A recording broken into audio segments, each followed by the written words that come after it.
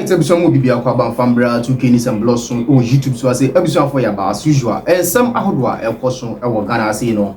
And the best song you have for near Tifunia. Never say, look, I said, after a 7 December election, a courson, things and some Dana, Ed Dawson, our Ghana Hasino.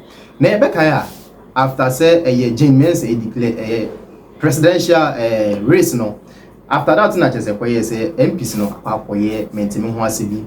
Never say, look, I say, no, court and sense in Yabama in a Nipia de Echo. And finally, Alban Bagbin, so about one thing about between Sim with their money agent Mensah. And some more can say that declaration of Poye was illegal. And Yana Kwanso no, and Opoye, Nebion no, or none of the answer will be declared a presidential race, no, and a parliamentary, internal, a bear. A year the day and then Simbi Bra, a person or Munkasu because or not, and our final say, a there. Member of Parliament aside, Lebusia, Yabakonia Paputi, and Samahua, say, Alban Bagbin, and the Atuga.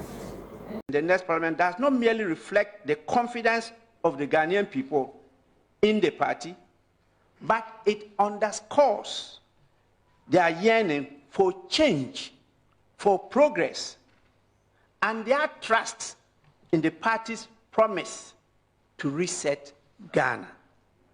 And Ghana, we must reset.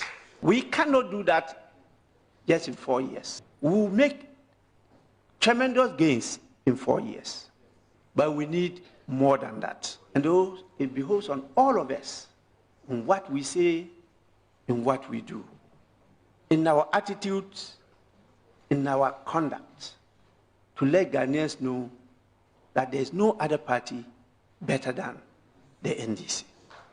The economic challenges inherited from the outgoing administration will be considerable. In fact, many of you don't know how deep the hole is. And if we are to succeed in reversing these trends, it will demand the utmost commitment and concerted efforts of professionals like you. Your insights, professionalism, dedication, and ability to mobilize support to reset Ghana will be critical as we work together to breathe new life into our economy, our government.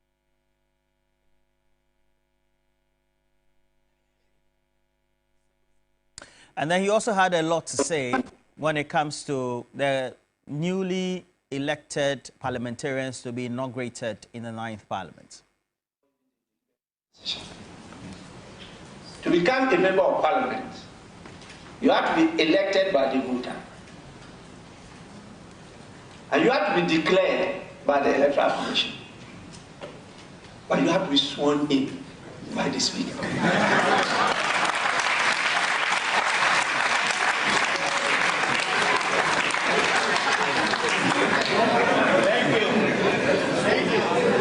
Until you are sworn in by the Speaker, you remain MP elect.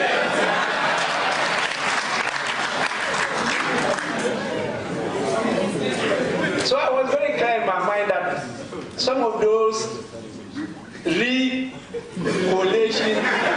and re-declaration were completely null and void ab initio.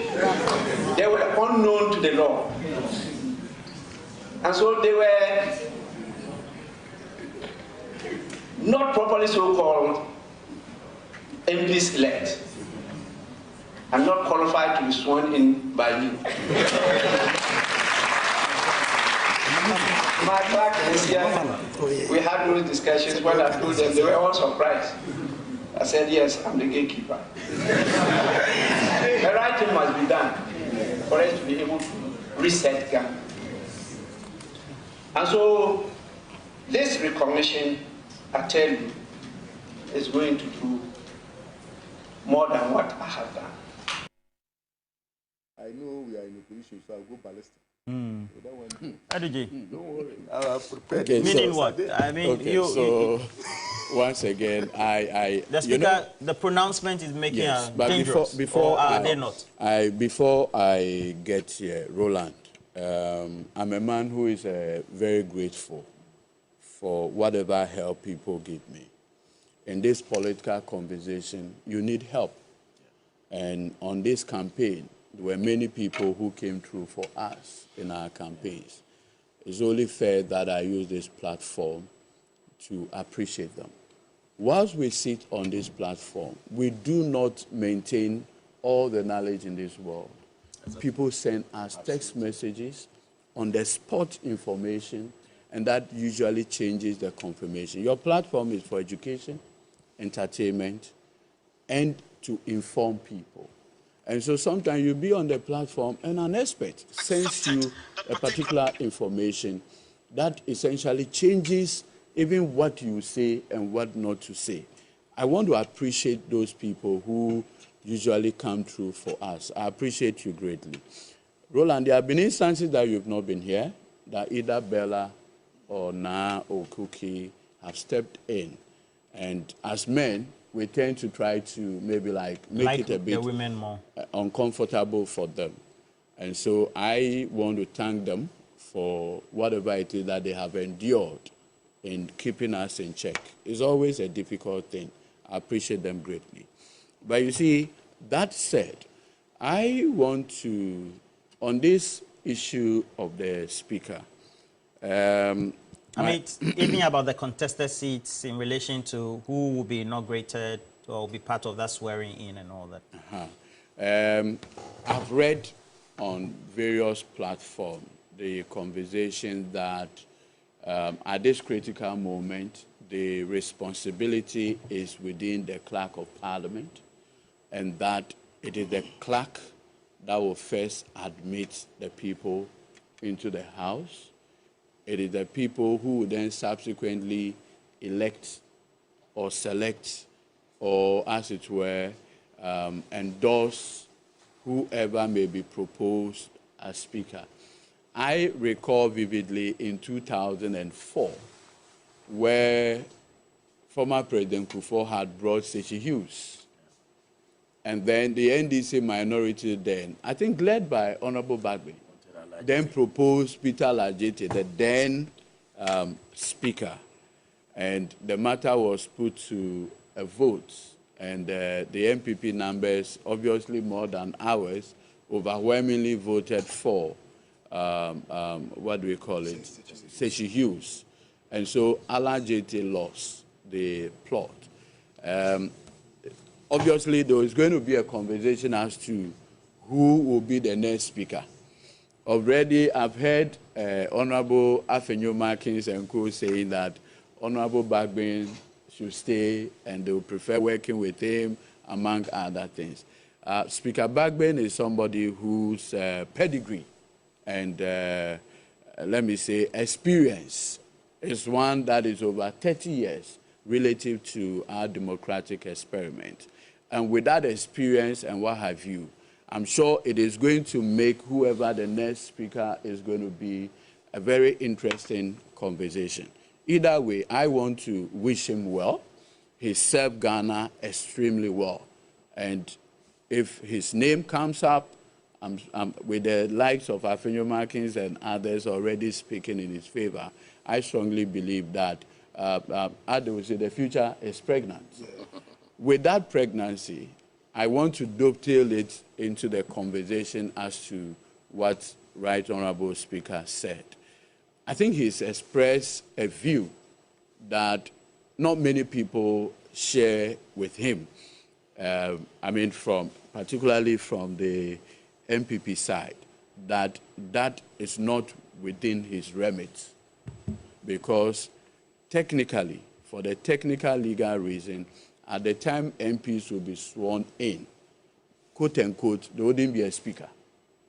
Even if he will be the speaker of the next, technically, it's considered to be a new parliament altogether.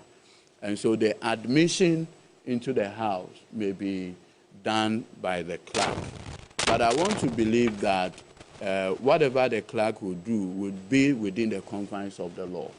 And so if there are existing legal processes relative to, quote, the MPs who are the benefit of recollation, and like the court said, to the point that and the Electoral Commission itself makes the point that they recollated on the basis of the court order.